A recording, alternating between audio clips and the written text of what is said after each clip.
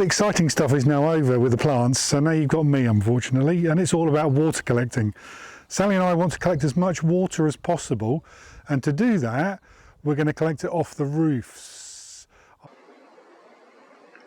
We've got 3 roof areas that we're going to collect from in Bolla.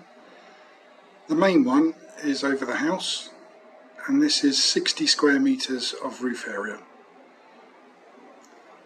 This part of the house here is north facing, and the water collecting point is on the west facing side, just over here by the olive tree, and it drops down to an underground stone cisterna. Second of the areas that we're going to be collecting from is the new terrace that we've built, a wooden structure, sloping wooden structure over the patio here, 15 square metres, and we're going to put a vase tank of 500 litres here, and we'll collect the water from the overhead terrace to the vase tank, and then I'll manually pump it from the vase tank round the back of the house to the underground cisterna. The last of the roof areas that we're going to collect water from is the lavanderia, which is the converted outbuilding, and the prefabricated garage here. The water from these 2 roofs we're going to primarily use for irrigation, and we're going to collect them through into 3 IBCs that I've set up at the back of the enclosed garden. I've made an Excel spreadsheet which tells us how much water we can collect, and I reckon that we can actually be self-sufficient the whole year round as long as we can capture the water when it rains, store it and pump it around. So now we need to work out how much rain we're actually going to collect. So a basic formula is the area of the roof times the rainfall and times the coefficient. The coefficient is all to do with the type of roof that you've got, whether it's a pointed roof, a flat roof, what sort of material it's got on the roof. Is it metal? Is it laminate? Is it concrete? And the evaporation that will affect the roof when the rain has fallen. In Italy we've got a flat concrete roof, so obviously in the heat when it has rained, evaporation is quite a major factor. So I'm going to put a few numbers on where we live. This is the annual rainfall graph for Ostuni, which is only 8 kilometres away. We get enough rainfall in the winter time from about mid-March and to about October to cover our needs. It's the period in the summertime where we're going to have to use our stored water to supplement the water that comes during the summer. So storage is the really big thing. We've got to store enough over the winter to supplement during the summer. The rainfall itself is broken down. Main house rainfall with a coefficient of 65 gives us about 34,000 litres. The small terrace, it's only 15 square metres, I thought wasn't really useful, but since I've done the calculations, without that water from the terrace we would not be able to be self-sufficient. That small 15-metre terrace produces almost 9,000 litres of water a year, and that will be pumped manually around to the cisterna at the front of the house. The last 2 roofs, the lavanderia roof and the garage roof combined, the water from that we'll use for irrigation primarily. We'll also use it for watering some of the fruit trees. However, looking at the calcs, I will probably have to filter some of this water off to supplement the main house water. The problem is that this water is into IBC containers, and algae and other growth is affected in the IBC containers. Off the top of the lavanderia, we're going to capture the water off the top of the lavanderia, run it down the prefabricated garage, and we're going to put it into 3 IBC containers. Off the top of the garage itself, we're going to do exactly the same, combine it with the water off the lavanderia and run it down to 3 IBC containers, which I'll put together, hopefully 3,000 litres of water, possibly 4, which is what Sally will use for irrigation and planting. So we will not be taking any water from anywhere else apart from these 2 areas for Sally's plants when they need them. Oh, and the vegetable patches. Oh, and the fruit trees. And anything else she plants.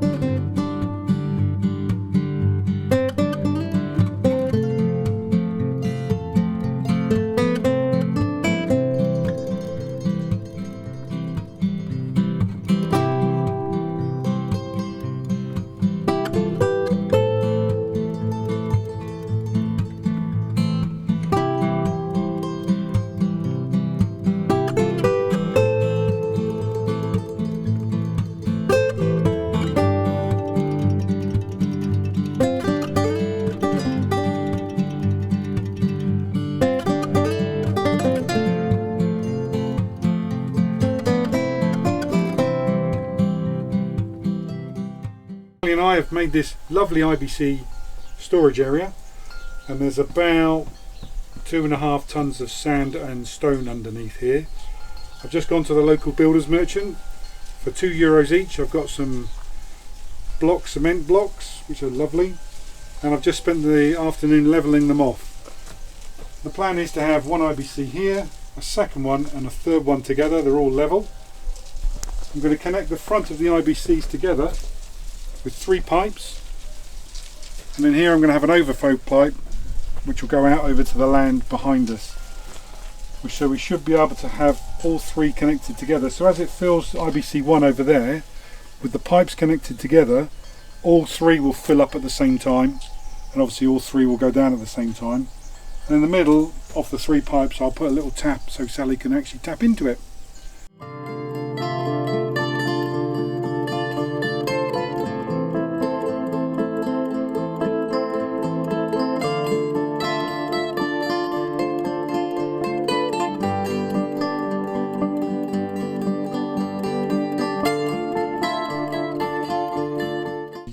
We're going to be collecting our water off all our roofs to actually fill up our cisternas, and we're going to have an above ground water tank there as well. At the moment the water's coming off the roof, it's not filtered at all, so everything comes off the roof and everything on the roof comes off the roof and goes into our cisterna. So what I'm going to try and do is first fit an initial filter which will stop mozzies from going down into the cisterna and stop all the large bits of rubbish, leaves, anything else on the roof from going down. I'm going to fit that just up here. After that I'm going to do what's called a first flush system, and because I can't get hold of the first flush system in Italy I'm going to make my own.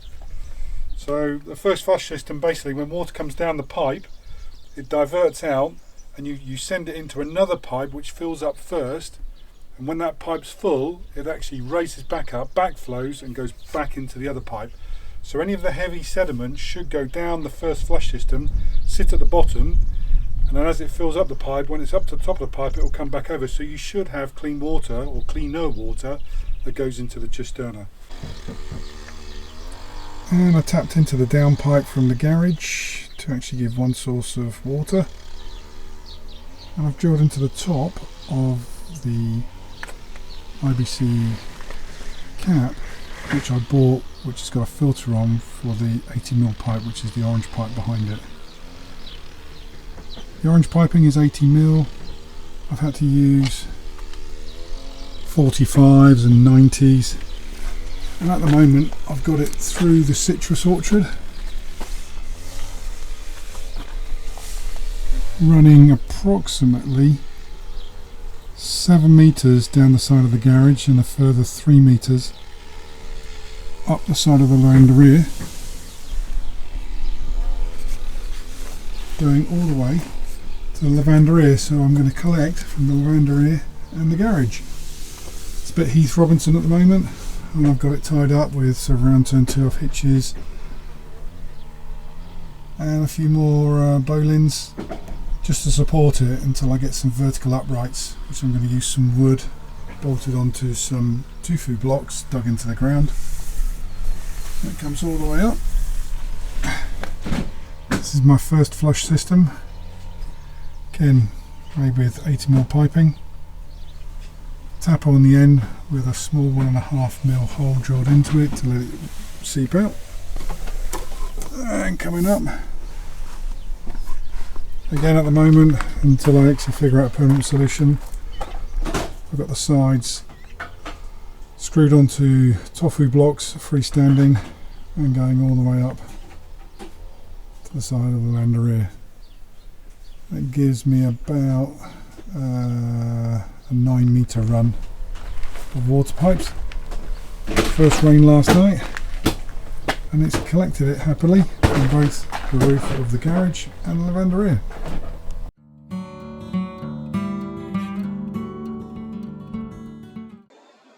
So now I'm just going to recap what we've actually ended up with. We've had to add extra tanks and all sorts of things to the existing system to make it work.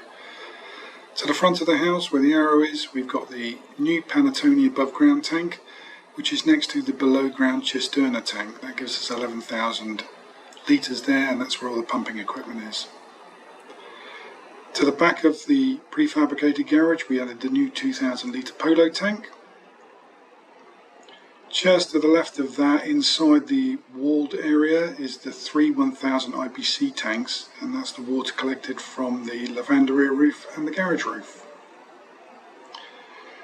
There was one existing underground cisterna which is actually in the kitchen underground, and I've put two feed pipes outside of the house which allows me to feed water in and actually get water out from outside of the house into that 2,000 litre tank, and I plan to use that for water storage during the winter.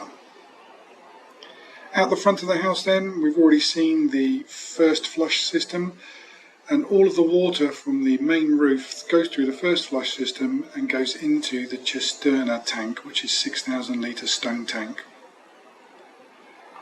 Both the cisterna and the panettone above ground tank can feed water to the house. It's selectable just before the pump by the inline valves there, so we can feed from the cisterna or the panettone tank to the house. After the pump itself is our fine filter system. The water will actually come up and first goes through the three filters. It's got a 60 micron filter, a 10 micron filter and an activated carbon filter. After that the water will go up and around through a UV filter to sterilise the water. After that it goes towards the house. So now we've got sediment filtered, activated carbon filtered and sterilised water going towards the house. The water that's in the cisterna is obviously rainwater, so I've actually devised a system to allow me to bring that rainwater through the three filters and the UV filter and pick it off as sterilised fresh water and pump it into the panettone tank. So all the water in the panettone tank will be pre-filtered first. The distance from the tanks at the front of the house to the polo tank at the rear of the lavanderia is approximately 35 metres. And during the design phase I made sure there was enough piping in there to allow me to pump water from the front tank to the polo tank at the rear. That means that when we pump water down there it also goes through the three filters and the UV filters, so water arriving in the polo tank, which actually feeds the lavanderia shower and toilet, has actually been cleaned and sterilised. The water that does come out of the lavanderia tank, I've also put on two sediment filters, again a 60 micron and a 10 micron filter, because we've got air source heat pump boilers in both rooms and I just want to make sure that the water going into these boilers is as clean as possible.